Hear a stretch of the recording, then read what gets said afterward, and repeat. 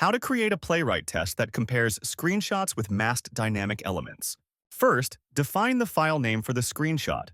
We'll call it snapshot timer PNG. Next, navigate to the page we want to test. We'll use the snapshot timer page from the Playwright Sandbox library. Now, perform an assertion using toHaveScreenshot. Run the test. It should fail, but a screenshot will be created. Let's review it. Run the test again. It should fail once more due to the changing clock value.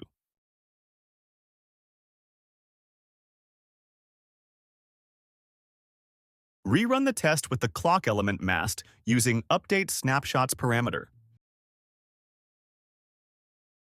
A new screenshot will be created.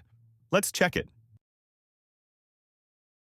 Run the test one more time. This time it should pass. Now you know